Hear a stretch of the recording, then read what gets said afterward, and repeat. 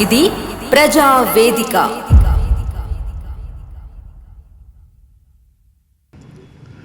గడిచిన 3 రోజులుగా దేవనూరు గుట్టలు అటవీ శాఖకు సంబంధించిన 1000 ఎకరాల భూములు కడియం శ్రీహరి వారి కుటుంబ సభ్యులు లేదా వారి బినామీలు ఆక్రమించుకుంటున్నారు, అడవులను నరికివేస్తున్నారు, మొత్తం అడవులను సాఫ్ చేస్తున్నారు, తర్వాత సఫా చేయబోతున్నారు అనే శీర్షికన వార్తలు వస్తున్నాయి. ఆ వార్తల ఆధారంగా జనగామ ఎమ్మెల్యే శ్రీ పల్లా రాజేశ్వర రెడ్డి గారు, అదేవిధంగా స్టేషన్ గన్పూర్ మాజీ ఎమ్మెల్యే తాటికొండ రాజయ్య గారు అభూత కల్పనలతో, అసత్యాలతో నాపై వ్యక్తిగతంగా నీచంగా విష ప్రచారం చేస్తున్నారు, దుష్ప్రచారం చేస్తున్నారు. ప్రధానంగా ఈ వార్తలు ఎక్కువగా Namaste Telangana, T news, BRS social media, Palla Rajeshwara Reddy గారి ప్రకటనలు, తాటికొండ రాజయ్య గారి ప్రకటనల్లో నేను అటవీ భూములను ఆక్రమించుకున్నట్టుగా విస్తృతంగా ప్రచారం చేస్తున్నారు. ఏమాత్రము ఆధారం లేని వార్తలు, సత్యదూరమైన వార్తలు, అటవీ భూములను పరిరక్షించే క్రమంలో త్వరితగతిన సెక్షన్ 4 కింద నోటిఫికేషన్ ఇవ్వాలని నేను ఒకవైపు అధికారులను ఆదేశిస్తూ ఉంటే, మరొక వైపు రైతుల పట్టాభూములను కాపాడాలనే ప్రయత్నం చేస్తుంటే నేను కబ్జాకు పాల్పడుతున్నానని మాట్లాడడం చాలా దౌర్భాగ్యం. దీనికి వివరణ ఇచ్చుకోవటానికి కూడా నాకే సిగ్గు అనిపిస్తున్నది. ఇలాంటి వార్తలు రాసి ప్రజలను అయోమయంలో పెట్టి ఒక వ్యక్తి యొక్క నిజాయితీని, ఒక వ్యక్తి యొక్క ప్రతిష్టను దెబ్బతీయడం సరైనది కాదు. దీన్ని మానుకోవాలని చెప్పి నేను సూచిస్తున్నాను. ఆధారాలు ఉంటే, సాక్ష్యాలు ఉంటే, డాక్యుమెంటరీ ఎవిడెన్స్ ఉంటే అవన్నీ ప్రజల ముందు పెట్టి దోషిగా నిలబెట్టే ప్రయత్నం చేస్తే తప్పకుండా వివరణ ఇచ్చుకునే ప్రయత్నం చేస్తాం. కానీ ఏది లేని పరిస్థితులలో ఏదో ఆకాశం నుంచి మెటీరియల్ను తీసినట్టుగా, ఏదో శూన్యం నుంచి మెటీరియల్ను తీసినట్టుగా ఈ వార్తలు రావడం చాలా బాధాకరం. నేను ఇప్పటికైనా ఈ తప్పుడు ప్రచారం చేస్తున్న పత్రికలు కానీ, ఛానల్స్ కానీ, వ్యక్తులకు కానీ ఒకే ఒక విజ్ఞప్తి చేస్తున్నా. నిజంగా మీ దగ్గర సాక్ష్యాలు ఉంటే, ఆధారాలు ఉంటే అవన్నీ బయట పెట్టండి. అవి నిజమని మీరు నిరూపిస్తే తక్షణమే నేను నా ఎమ్మెల్యే పదవికి రాజీనామా చేసి ప్రజలకు క్షమాపణ చెప్పడానికి సిద్ధంగా ఉన్నాను. లేని పక్షంలో మీ పైన న్యాయపరంగా, చట్టపరంగా చర్యలు తీసుకోవటానికి కూడా నేను వెనుకాడను. నా మంచితనాన్ని, జర్నలిజం మీద నాకున్న గౌరవాన్ని మీరు తక్కువ అంచనా వేయొద్దు. నా 30 సంవత్సరాల రాజకీయ జీవితంలో 1994లో నేను మొట్టమొదటిసారి ఎమ్మెల్యేగా ఎన్నికయ్యాను. ఇప్పుడు 2025, దాదాపు 30 years, 30 సంవత్సరాలుగా నేను ఉమ్మడి వరంగల్ జిల్లాలో రాజకీయాలలో ఉన్నాను. నా 30 సంవత్సరాల రాజకీయ జీవితంలో నా అధికారాన్ని ఉపయోగించుకొని అధికారులను బెదిరించో ఇంకే రకంగానో ప్రయత్నం చేసో ఒక గుంట భూమి కూడా నేను కబ్జా చేయలేదు. ఉమ్మడి వరంగల్ జిల్లాలో కానీ మరెక్కడైనా కానీ నేను భూ కబ్జాకు పాల్పడినట్టుగా నిరూపిస్తే కూడా నేను రాజీనామా చేయడానికి సిద్ధంగా ఉన్నాను. దౌర్భాగ్యం ఏంటి అంటే బట్టగాల్సి మీదేసి దానికి నువ్వే పరిష్కారం కొనుగోన్నట్టుగా ఉంది. ఇది మంచి పద్ధతి కాదు. అసలు జరిగింది ఏంటి అంటే నారాయణగిరి, ముప్పారము, దేవునూరు, ఎర్రవెల్లి, కొత్తపల్లి, దేవునూరు పుట్టల చుట్టూ ఒక 6 గ్రామాలు ఉంటాయి. ఈ 6 గ్రామాలకు సంబంధించి ఈ 6 గ్రామాల మధ్యన దేవునూరు గుట్టలు ఉంటాయి.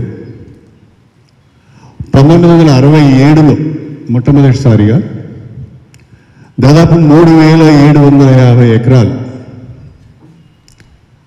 దాన్ని ఫారెస్ట్ యాక్ట్ 4 కింద, సెక్షన్ 4 కింద రిజర్వ్ ఫారెస్ట్గా డిక్లేర్ చేయాలని చెప్పి ఒక ప్రతిపాదన తయారు చేశారు. ఒక డ్రాఫ్ట్ నోటిఫికేషన్ తయారు చేశారు.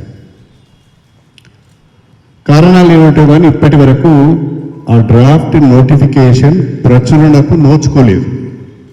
ఇంతవరకు అఫీషియల్గా నోటిఫికేషన్ రాలేదు. ఈ 3750 ఎకరాలు ఆ రోజు నుంచి ఈ రోజు వరకు కూడా ఫారెస్ట్ శాఖ అధీనంలోనే ఉన్నవి. దీనిపైన రైతులందరూ నా దగ్గరికి వచ్చి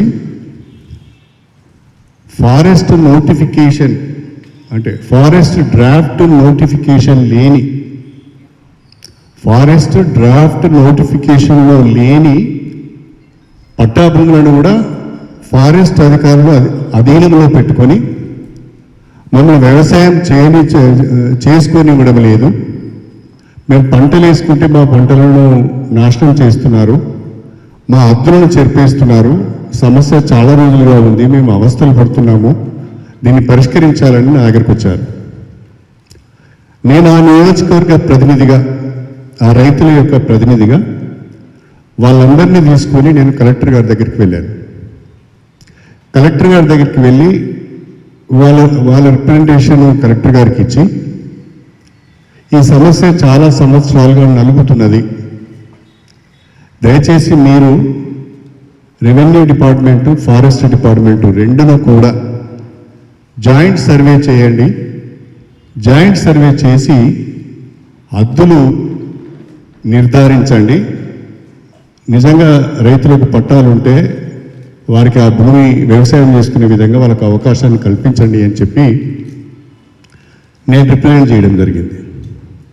నాకంటే ముందే ఒక 6 నెలల ముందు మన మల్కాజ్గిరి ఎంపీ ఈటల రాజేందర్ గారు వారి దగ్గరికి ముప్పారం రైతులు వెళ్ళినట్టున్నారు. ఆయనకు ఒక రిప్రజెంటేషన్ ఇస్తే ఆయన ప్రిన్సిపల్ CCFకు ఒక లెటర్ పెట్టారు.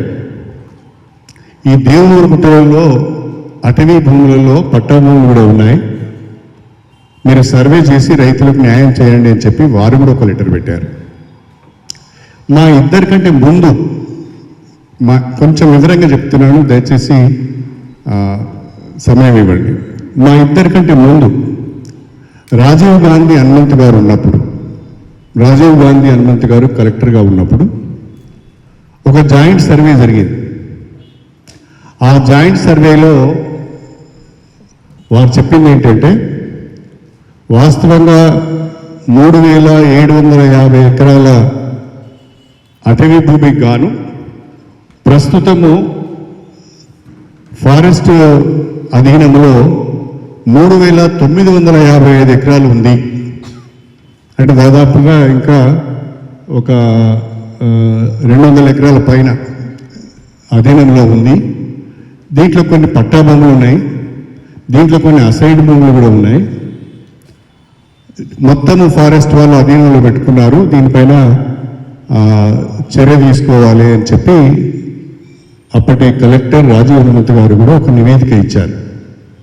కారణాలు ఏమైనా ఆ నివేదిక వెలుగు చూడలేదు, అది ఆ నివేదిక ప్రకారము యాక్షన్ తీసుకోలేదు. తర్వాత మేము రిప్రజెంటేషన్ ఇచ్చిన తర్వాత కలెక్టర్ గారు రెవెన్యూ మరియు ఫారెస్ట్ డిపార్ట్మెంట్ వాళ్ళతోని జాయింట్ సర్వే చేయించారు. ఈ జాయింట్ సర్వే చేయించిన తర్వాత ఆ జాయింట్ సర్వే రిపోర్ట్ పైన రెవెన్యూ వాళ్ళు సంతకం పెట్టారు, ఫారెస్ట్ వాళ్ళు సంతకం పెట్టారు, ఏడీ సర్వే వారు కూడా సంతకం పెట్టారు. అంటే వారు ఇచ్చిన నివేదికను ఫారెస్ట్ డిపార్ట్మెంట్ కూడా ఒప్పుకున్నది. జాయింట్ సర్వేను ఫారెస్ట్ డిపార్ట్మెంట్ కూడా ఒప్పుకున్నది. ఆ జాయింట్ సర్వేలో తేలింది ఏంటి అంటే మొత్తము 3,955 ఎకరాలు ప్రస్తుతము ఫారెస్ట్ డిపార్ట్మెంట్ వాళ్ళ అధీనంలో ఉంది. వాళ్ళ డ్రాఫ్ట్ నోటిఫికేషను 3,750 ఎకరాలు మాత్రమే. దానికి మించి ఫారెస్ట్ వాళ్ళు భూమిని వాళ్ళ అధీనంలో పెట్టుకున్నారు.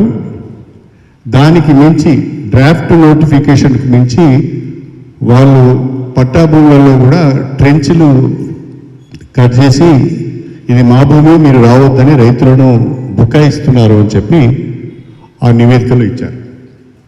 తర్వాత కలెక్టర్ గారు, డిఎఫ్ఓ గారు అందరూ కూడా ఈ రిపోర్ట్ వచ్చిన తర్వాత సమావేశమై డిఎఫ్ఓ గారికి చాలా స్పష్టంగా చెప్పారు, ఇది జాయింట్ సర్వే రిపోర్టు, ఇప్పటికీ అనేక సంవత్సరాలుగా రైతులు నష్టపోతున్నారు. మీరు అనుకునే డ్రాఫ్ట్ నోటిఫికేషన్లో లేని భూములు ఏవైతే ఉన్నాయో, వేటికైతే పక్కా పాస్బుక్లు ఉన్నాయో ఆ రైతులను మనం వాళ్ళ ఎంజాయ్మెంట్ మనం డిస్టర్బ్ చేయొద్దు, వాళ్ళని వ్యవసాయం చేసుకొని ఇవ్వాలని చెప్పి కలెక్టర్ గారు డిఎఫ్ఓకు స్పష్టంగా చెప్పారు. ఈ రైతులు ఎవరైతే ఇప్పుడు నా వెనక నిలబడి ఉన్నారో వాళ్ళందరి దగ్గర కూడా వాళ్ళ చేతులలో పాస్బుక్లు ఉన్నాయి. ఈ పాస్బుక్లు నిన్న ఇవాళ నేను ఎమ్మెల్యేని ప్రకటించినవి కావు. 50 సంవత్సరాలుగా పాస్బుక్లు వాళ్ళ చేతిలో ఉన్నాయి. వారసత్వంగా వచ్చిన భూములు అవి. కొద్దిమంది మాత్రమే కొనుక్కున్నారు, మిగతా అన్ని వారసత్వంగా వచ్చిన భూములే. 50 సంవత్సరాల పైనుంచి పాస్బుక్ వాళ్ళ చేతిలో ఉంది. ధరణి వచ్చిన తర్వాత కూడా ధరణి పాస్బుక్ కూడా వాళ్ళకి ఇచ్చారు. అన్నిటికంటే మించి 2017 నుండి ఇప్పటి వరకు రైతు బంధు కూడా ప్రతి సంవత్సరం వాళ్ళకు వస్తున్నది. వాళ్ళ దగ్గర పాత పాస్బుక్ ఉన్నది, ధరణి కొత్త పాస్బుక్ ఉన్నది, రైతు బంధు కూడా 2017 నుంచి వాళ్లకు ప్రభుత్వ పరంగా అందుతున్నది. ఈ సమస్య అంతా ఎక్కడ వచ్చింది అంటే 23 మంది రైతులకు సంబంధించిన సమస్య ఇది. 23 మంది రైతులు 43.38 ఎకరాల భూమి. ఈ 43.38 ఎకరాల భూమికి పట్టదారు పాస్బుక్లు ఉన్నాయి. వీళ్ళకి రైతు బంధు వస్తున్నది. జాయింట్ సర్వే ప్రకారము ఇది ఫారెస్ట్ వాళ్ళ నోటిఫికేషన్లో లేదు, వాళ్ళ ఎంజాయ్మెంట్ డిస్టర్బ్ చేయొద్దు అనేది కలెక్టర్ గారి ఆదేశం. దాన్ని వాస్తవాలు తెలుసుకోకుండా ఇది జరిగిన తర్వాత మళ్ళీ కలెక్టర్ గారు, డిఎఫ్ఓ గారు సమీక్ష చేసుకొని మన జాయింట్ సర్వే అయితే పూర్తి అయింది, దీన్ని ఒకసారి ప్రిన్సిపల్ సిసిఎఫ్ పంపిద్దాం, ప్రిన్సిపల్ సిసిఎఫ్ నుంచి అనుమతి రాగానే రైతులకు ఆ భూములను అప్పచెప్దామని కూడా అనుకున్నారు. ఆ రిపోర్ట్ ఇప్పుడు ప్రిన్సిపల్ సిసిఎఫ్కి వెళ్ళింది. Joint survey report principal CCF గారి దగ్గరికి వెళ్ళింది. వాస్తవాలన్నీ ఈ రకంగా ఉంటే నేనేదో 2000 ఎకరాల భూమిని కబ్జా చేశానని, 2000 ఎకరాల భూమిలో చెట్లను ధ్వంసం చేశానని, లేదా నా బినామీలకు నేను భూములు ఇప్పించే ప్రయత్నం చేస్తున్నానని విచిత్రంగా మాట్లాడుతున్నారు. ఒక్కో రోజేమో 2000 ఎకరాల భూమిని నేనే కబ్జా చేస్తున్నానని చెప్తారు. ఇంకొక రోజేమో రాజేశ్వర రెడ్డి గారు నిన్న మాట్లాడుతూ 25 ఎకరాలు ఒకరికి, 25 ఎకరాలకి ఇంకొకరికి, 50 ఎకరాలు వాళ్ళ బినామీలకు పట్టా చేయించే ప్రయత్నం చేస్తున్నారని రాజేశ్వర రెడ్డి గారు మాట్లాడతారు. రాజయ్య గారేమో నమస్తే తెలంగాణ వచ్చిన వార్తలు నమ్మి 2000 ఎకరాలు కడియం శ్రీహరి గారు కబ్జా చేశారని రాజయ్య గారు మాట్లాడతారు. ఈరోజు ఏం మాట్లాడతాడు, నేను రైతుల పక్షాన ఉన్నాను, రైతులకు నేను అన్యాయం చేయను అని మాట్లాడుతున్నారు. నేను ఒక మాట స్పష్టంగా చెప్పాలనుకుంటున్నాను. మొన్న ఈ మధ్యన మా ఇన్ఛార్జ్ మినిస్టర్ పొంగులేటి శ్రీనివాసరెడ్డి దగ్గర జిల్లా ఎమ్మెల్యేలది అధికారులది సమీక్ష జరిగింది.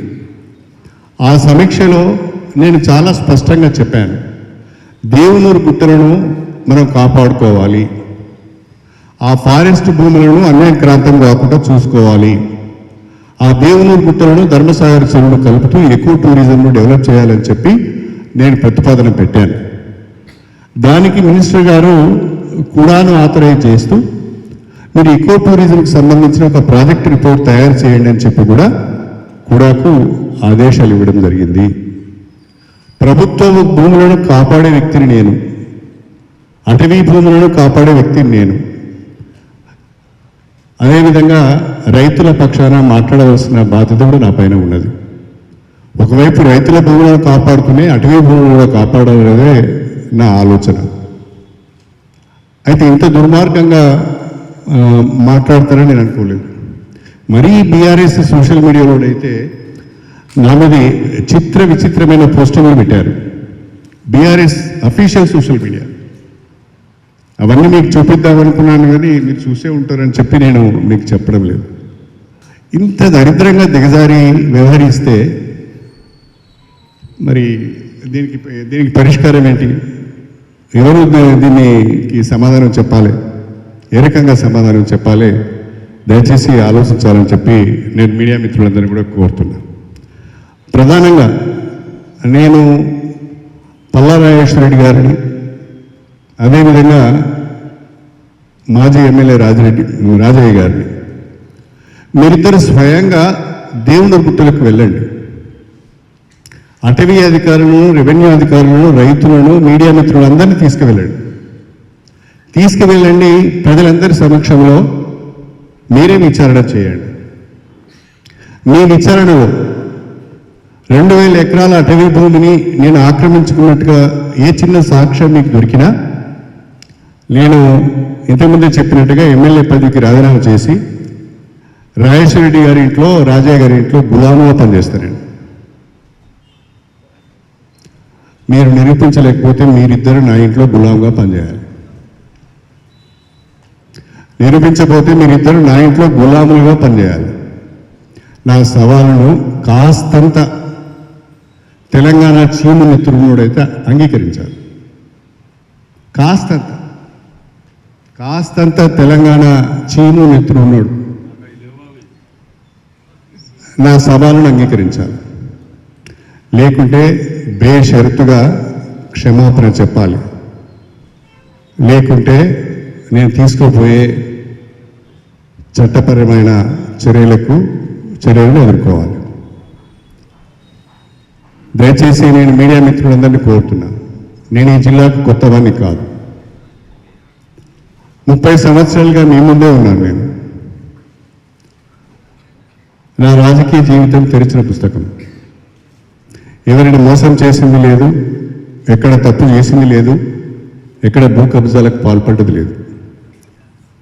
My political life is a clean white paper, కోరా కాగజ్. నా రాజకీయ జీవితం అంతా కోరా కాగజ్. It's a white paper. Nobody can ink on it. ఎవరికి ఆ ధైర్యం లేదు. ఎందుకు లేదు అంటే నేను ఎందుకు తప్పు చేయలేదు. దయచేసి ఇలాంటి వార్తలు ప్రచురించే ముందు ఒక్కసారి మీరు వెరిఫై చేసుకోండి. రాష్ట్రంలోనే ఒక పేరున్న ఒక వ్యక్తి పైన, దాదాపు 30 సంవత్సరాల రాజకీయ జీవితం ఉన్న వ్యక్తి పైన, అనేక సార్లు మంత్రిగా, అనేక సార్లు ఎమ్మెల్యేగా, ఎమ్మెల్సీగా ఎంపీగా పనిచేసిన వ్యక్తి పైన ఒక వార్త రాసే ముందు 1-2 సార్లు రీచెక్ చేసుకొని రాయాలి. ఇది నా అప్పీల్ మాత్రమే మీకు, నా విజ్ఞాపన ఇది. ఎందుకంటే మనం అందరం సమాజంలో ఉన్నాం. సమాజానికి మనం అందరం కూడా సమాధానం చెప్పాలి. ఎవరైనా సమాధానం చెప్పాల్సిందే. ప్రజలకు ఎవరైనా కూడా అతిథులం కాదు. అందరికి కూడా బాధ్యత ఉంటుంది, అందరికి కూడా రెస్పాన్సిబిలిటీ ఉంటుంది. Everybody has to shoulder the responsibility. మేము ఎవరికి సమాధానం చెప్పవలసిన అవసరం లేదు అంటే సమాధానం చెప్పవలసిన రోజు వస్తుంది. దయచేసి మిత్రులందరికీ కూడా నా విజ్ఞప్తి, ఇవన్నీ ఈ వార్తలన్నీ కూడా సత్యదూరమైనవి. నేను అటవీ భూములను కాపాడటానికి ప్రయత్నం చేస్తున్నాను. ముఖ్యమంత్రి గారిని ఒప్పించి త్వరలోనే డ్రాఫ్ట్ నోటిఫికేషన్ కూడా ఇచ్చి ఆ భూములన్నీ ఫారెస్ట్కు అప్పచెప్పి ఈకో టూరిజం ప్రాజెక్టుగా డెవలప్ చేసే ప్రయత్నం చేస్తాను. అదేవిధంగా నన్ను నమ్ముకుని నాకు ఓటేసిన రైతులకు అన్యాయం జరగకుండా ఆ పట్టా భూములు ఉన్న వారికి, నోటిఫికేషన్లో లేని వారికి, ఫారెస్ట్ డిపార్ట్మెంట్ నోటిఫికేషన్లో లేని వారికి వాళ్ళ పట్టా భూములు వాళ్ళకు చెందే విధంగా, వాళ్ళు ఇబ్బంది పడకుండా ఉండే విధంగా వాళ్ళకు కూడా నా వంతు సహాయం చేస్తాను. Thank you very much. ఎవరికైనా ఏదైనా డౌట్ ఉంటే అడగండి. ఇప్పుడే ఈ అటవీ భూములకు సంబంధించిన ఇష్యూస్ మీద మీకు ఎవరికైనా అనుమానం ఉంటే అడగండి.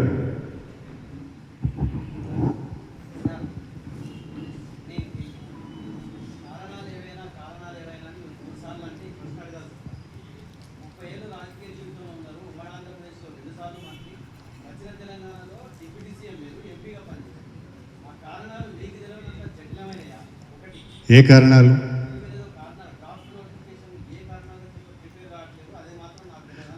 అంటే ఓకే,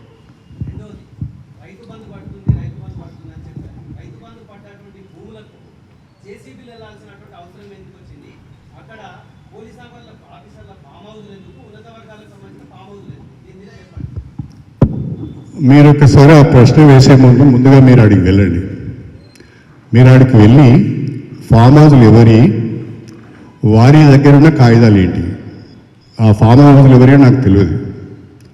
ఆ ఫామ్ హౌస్లు అటవీ భూములలో ఉన్నాయా, పట్టా భూములలో ఉన్నాయా కూడా నాకు తెలియదు. కలెక్టర్ గారు, ఫారెస్ట్ డిపార్ట్మెంట్ రెండు కూడా జాయింట్ సర్వే చేసినాయి. ఇలాంటి విషయాలు ఏమి కూడా వాళ్ళ జాయింట్ సర్వేలో రాలేదు. మరి మీకే సర్వేలు వచ్చాయో నాకు తెలియదు. కాబట్టి నేనేమంటానంటే, ఫారెస్ట్ డిపార్ట్మెంట్ వల్ల ఇనిషియేటివ్ లేకపోవడం వలన అది డ్రాఫ్ట్ నోటిఫికేషన్ అఫీషియల్గా ప్రచురించబడలేదు. ఈ రోజు వరకు కూడా అవి ఫారెస్ట్ డిపార్ట్మెంట్కు ఏమంటారు రైట్ఫుల్గా ట్రాన్స్ఫర్ కాలేదు. కాకపోతే వాళ్ళ అధీనంలో ఉన్నాయి, వాళ్ళు కాపాడుతున్నారు. అంతే తప్ప ఫామ్ హౌస్లు ఎవరి ఉన్నాయి, లేకుంటే వేరే భూములు ఎవరి ఉన్నాయి అనేది నాకు సంబంధం లేదు. బట్ నా లిమిటెడ్ ఆర్గ్యుమెంట్ ఒకటే. నా లిమిటెడ్ ఆర్గ్యుమెంట్ ఏంటి అంటే, ఫారెస్ట్ డిపార్ట్మెంట్ డ్రాఫ్ట్ నోటిఫికేషన్లో లేని పట్టా భూములకు సంబంధించిన సమస్య మీద మాత్రమే నేను మాట్లాడుతున్నాను. మిగతా ఫామ్ హౌస్లు ఎవరైనా ఆక్రమంగా నిర్మించుకున్నా, ఇంకెవరైనా ఉంటే కొట్టేయండి, నాకేం సంబంధం లేదు. నేను వాటిని రక్షించడానికి రాలే. వీళ్ళు ఎవరికి కూడా ఫామ్ హౌస్ లేదు. వాళ్ళంతా కూడా చాలా పేద రైతులు. 2 ఎకరాలు, ఎకరం, 3 ఎకరాలు ఉన్న రైతులే మాత. ఇలా 40 ఎకరాలు, 50 ఎకరాలు. అందులో ఇష్యూ కూడా 43 ఎకరాలకు సంబంధించింది. నేను 100 ఎకరాల గురించి కూడా మాట్లాడతలేను. ఇష్యూ కూడా లిమిటెడ్ టు 43.38 ఎకర్స్ మాత్రమే ఈ 23 మంది రైతులకు సంబంధించింది. దీంట్లో ఫామ్ హౌస్ ఉన్నోడే వెళ్ళాడు, 10 ఎకరాల పైన ఉన్నోడు కూడా వెళ్ళాడు.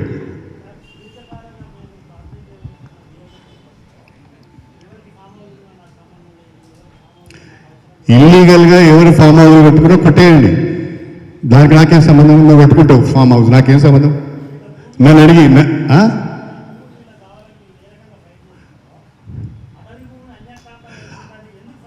అటవీ భూములు అన్యాక్రాంతమైందని కలెక్టర్ గారు, ఫారెస్ట్ డిపార్ట్మెంట్ వాళ్ళు మొన్న చేసిన జాయింట్ సర్వేలో కనుక ఒక్క మాట చెప్పి ఉన్నా తప్పకుండా నేను అటవీ భూముల పక్షాన నిలబడతాను. జాయింట్ సర్వేలో ఇచ్చిన రిపోర్ట్లో అటవీ శాఖ వాళ్ళకు ఉండవలసిన డ్రాఫ్ట్ నోటిఫికేషన్ ఉండవలసిన భూమి కంటే ఎక్కువ భూమిలో ఉన్నారు, పట్టా భూమిని కబ్జా చేసి ఉన్నారని జాయింట్ సర్వేలో ఇచ్చారు. దానికి ఫారెస్ట్ డిపార్ట్మెంట్ కూడా సంతకం పెట్టిన రిపోర్ట్ అది. కాబట్టి నేనేమంటానంటే, నా argument very very very specific and limited. నా ఆర్గ్యుమెంట్ ఏంటంటే, ఈ 23 రైతులకు సంబంధించిన భూమి ఫారెస్ట్ డిపార్ట్మెంట్ అటవీ శాఖ భూములకు ఆనుకొని ఉన్నది. సరిహద్దులు వాళ్ళ మధ్యన సరిహద్దుల పంచాయతీ నడుస్తున్నది. 2 సర్వేలలో కూడా ఇవి వీళ్ళ పట్టా భూములని తేలింది. ఏది రాజీవ్ హనుమంత్ సర్వేలో కానీ ఇప్పుడు చేసిన సర్వేలో కానీ ఈ భూములు పట్టా భూములని తేలినాయి. వాళ్ళ పట్టా భూములని తేలినప్పుడు వాళ్ళ భూమి వాళ్ళకి ఇవ్వండి, మీరు నోటిఫికేషన్ ఇచ్చుకోండి. మిగతా మీ భూములకు ఎవరు రాకుండా మీ తరఫున నేను కూడా సపోర్టివ్గా ఉంటాను, నేను కూడా ఎమ్మెల్యేగా అటవీ భూములను కాపాడే ప్రయత్నం చేస్తానని నేను చెప్పాను క్లియర్గా.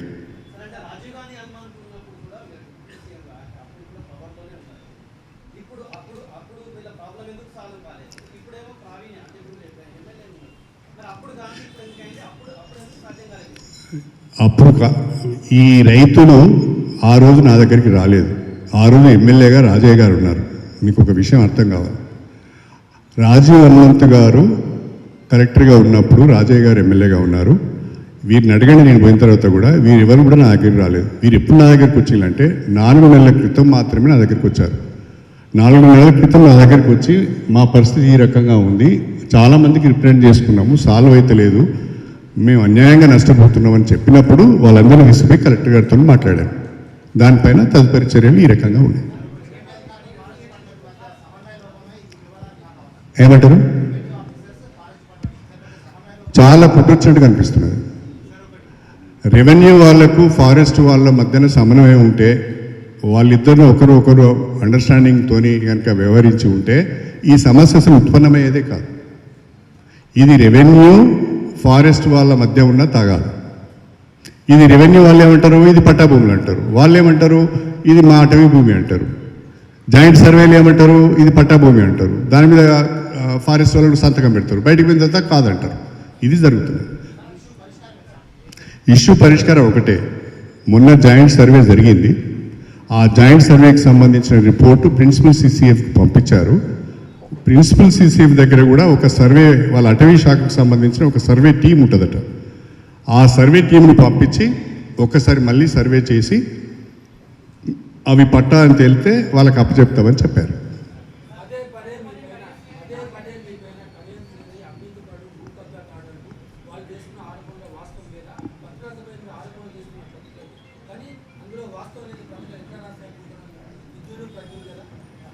ఏమి వాస్తవం లేదా?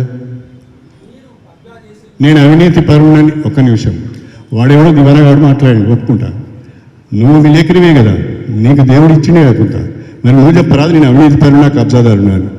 నీ దగ్గర ఏమంటే చెప్పరాదు? నీ దగ్గర ఏమంటే ఎవిడెన్స్ ఉంటే చెప్పరాదు? మరి ఎందుకు మాట్లాడుతున్నావు? అరే అట్లా కాదయ్యా, నువ్వు కూడా 30 ఏళ్ళ నుంచి నాతో పాటు నిన్ను చూస్తున్నా, నువ్వు నన్ను చూస్తున్నావు, నేను నిన్ను చూస్తున్నా. నేను ఎక్కడో చిన్న తప్పు చేసి నీ దృష్టిలో ఉంటుంది కదా, చెప్పు. ఇంతమందిలో ప్రెస్లో నేను ఓపెన్గా ఛాలెంజ్ చేస్తున్నా కదా, ఇంత ధైర్యం ఎవరికైనా ఉంటుందా? అక్కడేం చేయరు తప్ప చెప్పు. ఎందుకు మాట్లాడతారా? ఏదో సొంత ముట్టాలు మాట్లాడు. గోపాల్ గారు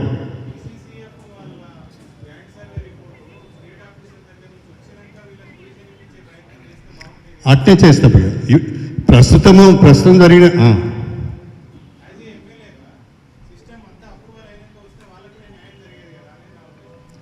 మీరు చెప్పింది మొన్న కలెక్టర్ గారు డిఎఫ్ఓ గారు మళ్ళీ డీటెయిల్డ్ రివ్యూ చేసుకున్నారు.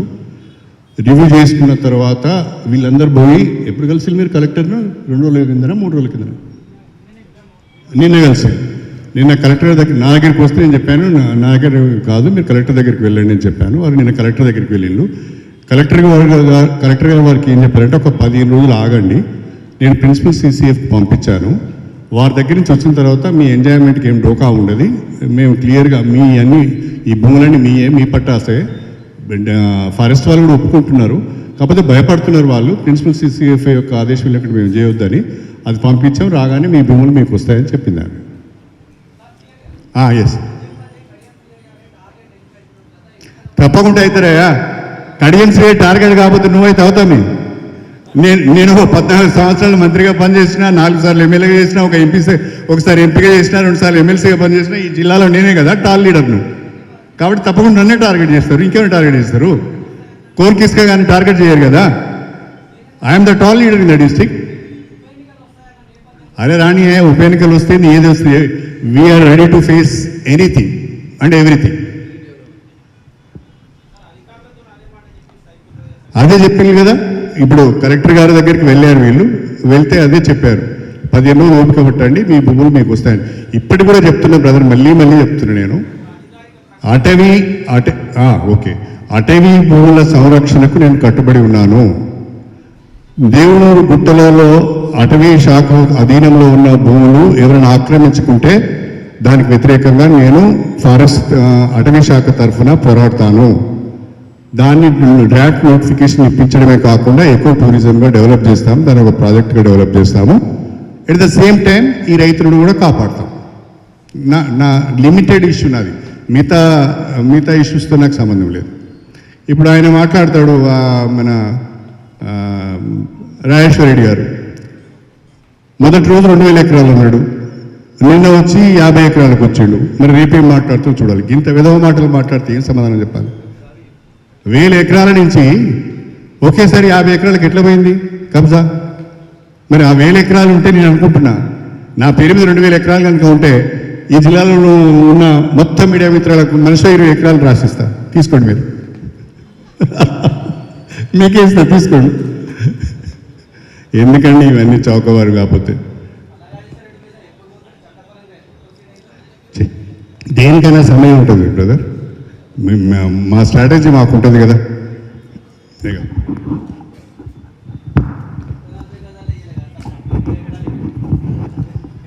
అందరికీ నమస్కారం.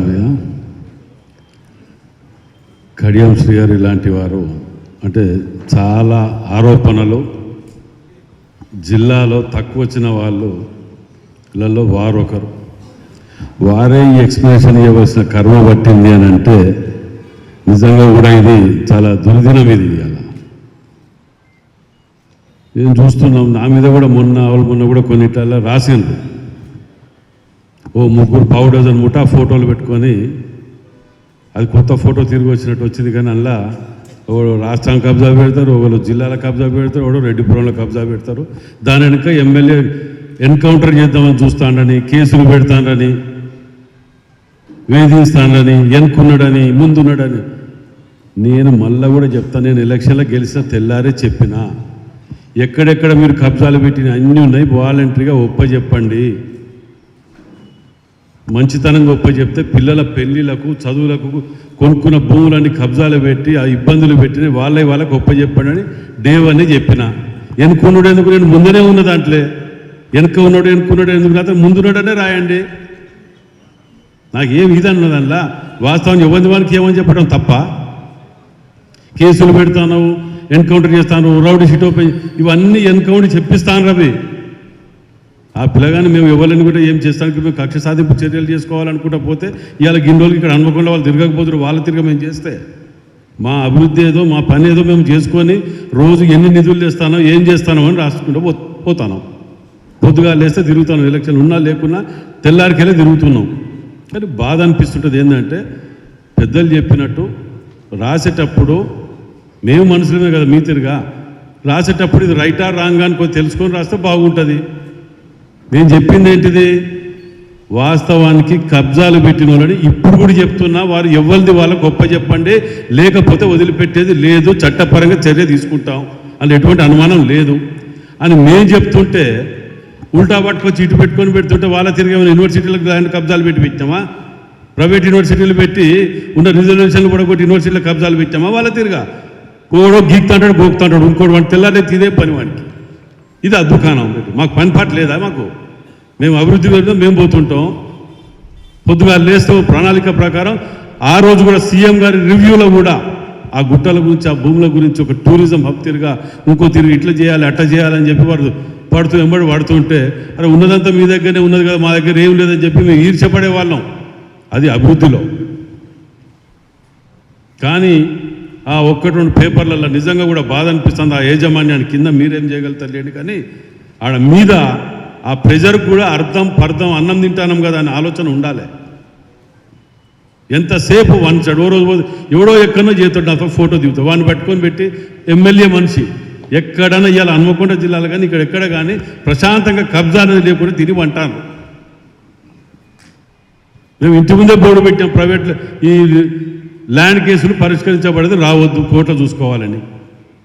మేము వాళ్ళ తిరిగి ఇక్కడ పరిష్కరించబడమని కేవలం ఇది మాత్రమే పరిష్కరించబడమని పెట్టలే కదా. పెట్టిందే పర్యావరణ గురించి మాట్లాడుతున్నాడు. విచిత్రం అనిపిస్తుంది. మొన్నల్లా ఉన్నగా పార్క్ ల్యాండ్ కబ్జా పెట్టి ఆఫీసు కట్టి పర్యావరణ గురించి ఆయన మీటింగ్ పెట్టి మాట్లాడతారు. సిగ్గు అనిపిస్తుంది. వాళ్ళెమ్మడ ఆ పిల్లగాడు ఎవరో ఉన్నాడు. ఆయన గతంలో కూడా పేరు చెప్పిన పొద్దుగాలైతే కబ్జాలు పెట్టి గాంజాయి సపరేట్ తిరిగిన పిల్లలు వీళ్ళని పట్టుకొని ఎంబడి ముగ్గురు 3 దొంగలు అసలు ఆ ప్లేట్లు పెట్టి ఫోటోలు పెట్టాలల్లా ముగ్గురికి. అలా పాత ఉన్న శివశంకర్ గారి ఫోటో కూడా ఉన్నది. పాత ఫోటో పెట్టి ఇలా పెట్టారు. అంటే మేము ఏమంటాను, ఇళ్ళకే వచ్చి అల్లకి పోయిన ఇళ్ళకి వచ్చి చాలామంది తిరుగుతారు. అలా ఆగుతుంది. అది రాజకీయంలో భాగం. అది వేరది.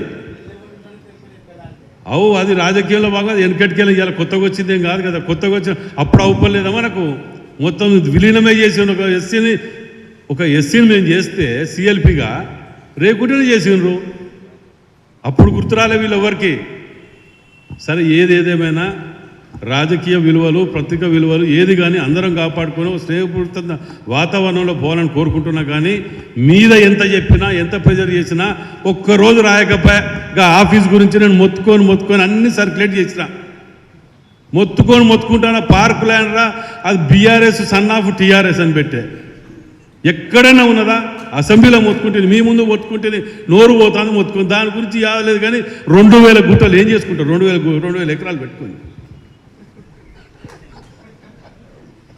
20 ఎకరాలు ఇచ్చినప్పుడు ఆ పేపర్ ఓనర్కి మాత్రం ఆ పేపర్ కూడా కబ్జానే. రాజుగారిది ఉన్న పేపర్ అది. దాని కబ్జా వాళ్ళ తీర మేము పెట్టినామా? ఆ పేపర్ ఓనర్కి అయితే 50 ఎకరాలు ఎక్స్ట్రా అయ్యాడు. అందరికీ అయితే మళ్ళీ పంచాయతీ పెడతాడు. ఏదేదేమైనా అది సంప్రదించి పద్ధతి ఉండాలి. ఏదైనా ఫ్రెండ్లీ వాతావరణం ఉంటే ఎవరమే కానీ ఇది ఉంటుంది. క్లారిఫికేషన్ తీసుకొని కొన్ని అరే నేను 10 రోజులకి ఏ పేపర్లో లేదు. నాకు పొద్దుగా లేతే నేను ఎండ్లో ఏలు పెట్టకుండా బావనో బామ్మర్దో వాడు వీడో పట్టుకొస్తా కూడా మీరు ఎండ్ల ఇళ్ళకి రావద్దని మేము దూరం భయపడుకుంటుంటే ఒకటే పేపర్లో వస్తుంది. రాజేందర్ రెడ్డి ఎమ్మెల్యే గారు అంచాడు. పబ్లిక్ గార్డెన్ కాడ వాడు లొల్లి పెడితే రాజేందర్ రెడ్డి అంచాడు. దాన్ని ఇక్కడెక్కడ వాడు లొల్లి పెడితే వాడు ఇక్కడ ఉన్నటి వరకు అన్నట్టు తిరిగి వచ్చినా ఎంబడి అక్కడికి వచ్చినట్టు రోజు వచ్చింది వాడు రాజేందర్ రెడ్డి ఎమ్మెల్యే అంచాడు. బాధ అనిపిస్తూ ఉంటుంది. మేము కష్టపడ్డదానికి అప్రిషియేట్ చేయకుండా పర్వాలేదు, మేము బాధపడా. కానీ దాన్ని మా యొక్క విలువల్ని దిగదార్చకండి దయచేసి. దీంట్లో నేను రేపు ఎప్పుడన్నా నేను ఇవన్నీ చేసినప్పుడు కూడా మీ అందరికీ గుర్తుండాలని చెప్పడానికే నేను ఇది చేసిన. బాధ అనిపించింది. Thank you. అందరికీ నమస్కారం. కొంత సమయం ఎక్కువ తీసుకుని వివరంగా చెప్పాను. బాధతో చెప్పాను. నా బాధలో నుంచి వచ్చిన ఆవేశము అందరూ అర్థం చేసుకోండి. మీకు కూడా దెబ్బ తగిలినప్పుడు అట్నే అనిపిస్తుంది. కాబట్టి నన్ను అర్థం చేసుకుంటారు మా మిత్రులందరినీ నేను తెలియజేస్తూ సెలవు తీసుకుంటున్నాను. Thank you very much. KK నువ్వు మాట్లాడతావులే.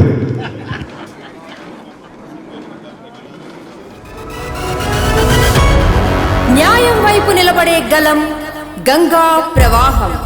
For latest updates subscribe to Zee News. ఇది ప్రజా వేదిక.